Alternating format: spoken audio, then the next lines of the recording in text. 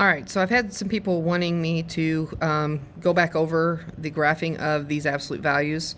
If you notice at the top of this page, they use charts where you pick values for x and see what that makes f of x, which again, that can equal y, same thing. So if I put these numbers in for x, this is what I'm going to get for y. And thus, it makes an ordered pair. So this would be like -2 and 5. So you could go to -2 and 5, put a dot, and there you go.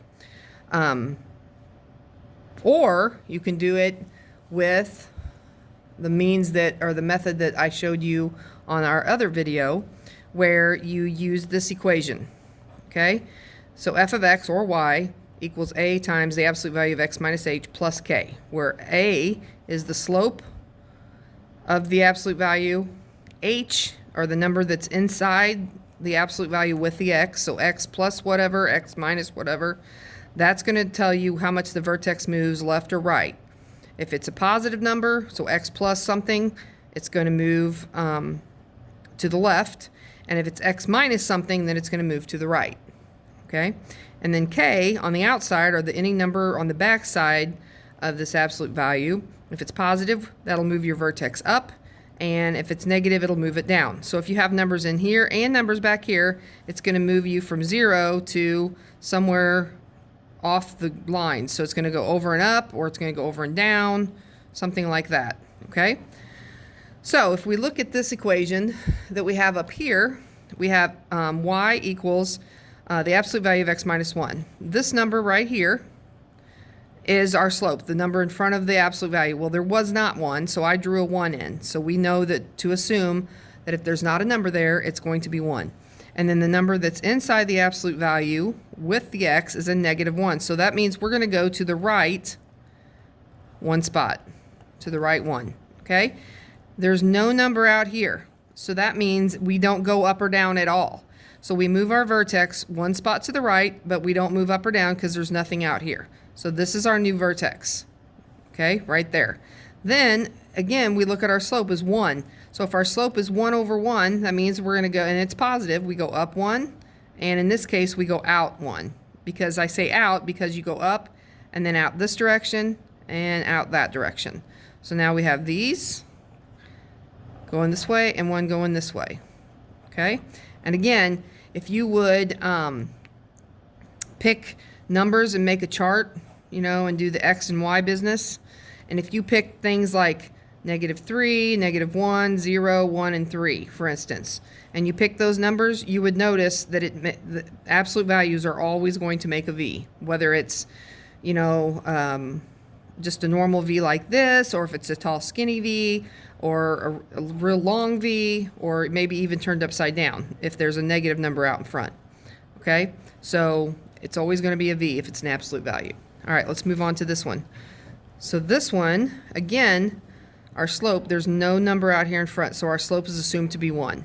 Okay, this little guy right here, actually, you know what, let's do this. Let's change this. Let's make this f of x equals -x plus 2. Okay, so because we did that, this number now, our slope is now, instead of 1, is -1. So our slope equals -1. Okay, and then this number inside, because it's a positive 2, tells us we're going to go left 2. But there's, again, no numbers back here, so we just shift it from 0, 0, left 2. Oh, and you know what? I messed up. This over here was supposed to move to the right, and so we should have been over here. So it's actually this red pin. This is where the vertex goes. Up 1 over 1, like that. Okay? So ignore the blue. And it's the red. And the reason is because that's a -1, so we go to the right one. And I even wrote right 1 right there. So we move from here to the right 1, and then up 1 over 1. So I don't know why I went to the left, but I did. And I guess it just shows I'm human, huh? Okay, so it's where the red lines are. Okay, so back to this one. Now we go left 2. So this is correct. We move to the left 2. There's no number back here, so we don't go up or down at all. We just stay right here. And our slope is a -1. That means we're going to go down 1 and out 1. Okay? So we go down one, out one, down one, out one. And then from there we can go down and out again, and then connect our dots. And there's our absolute value. So again, if we know that if there's a negative sign out here in front, if it's in front of the absolute value, it's going to turn our absolute value graph upside down. Okay? If we look at number 3, notice we don't have any numbers inside the X with us. Okay? So that means we're not going to move it left or right at all. So it just stays on this y-axis, right? Because it starts there. We're not going to shift it left or right at all because there's no number inside there with it. But there is a number out back behind it. So that means we're going to drop it down 4 spots. 1, 2, 3, 4. Right there. So that's where the vertex is now. And our slope, which is in front of the X, or in front of the absolute value, again, there's nothing there. So it's assumed to be 1. If our slope is 1, we go up 1 and out 1. Up 1, out 1 on both sides. Okay, so we have a line there and a line there. Okay, now on the back side of this paper, we have some different slopes. So here, we have nothing inside the X with the X.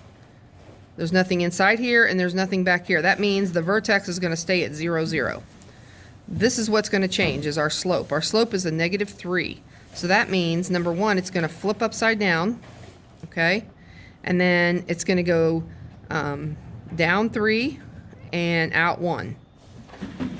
So we start our vertex, and we go down 3, and we go out 1. And then we connect our dots, and there's our absolute value. Okay? This one, I'm going to rewrite this as 1/4 times the absolute value of X. Okay? So y equals 1/4. It's easier when you have it written as a fraction, because then if this is your slope, that means if you have 1/4, it means you're going to go up 1 and out 4. Okay? When it's written as a decimal, it's kind of hard to know where you're supposed to go. But the big point I want to make here is, again, there's nothing inside this X with it, like inside the absolute value, and there's nothing back here either. And so our vertex is going to stay at 0, 0. This time we're going to go up 1 and out 4. Put a dot and go up 1 and out 4. Just like that. And see how short and fat it gets when it's a fraction, tall and skinny when it's big numbers. Okay? This one I'll rewrite again as y equals -1/2 x, or 1/2 times the absolute value of x. So again, here we go, sorry. You notice again, there's no number in here with the x, and there's no number on the back side, so our vertex stays at 0, 0. But our slope is a -1/2. So because it's negative, we know it's going to flip upside down, and it's going to go down 1 and out 2. So from here, we go down 1 and out 2. Down 1, out 2. And from here, we can go down 1 and out 2 more. Like that. So this one is upside down, and it's kind of short and fat too, but not quite as short and fat as this one over here. All right. So as long as you can recognize, this equation, and what these letters or what these things in this position mean, slope, left or right, and up and down, and you can recognize where the vertex starts, you should be in good shape.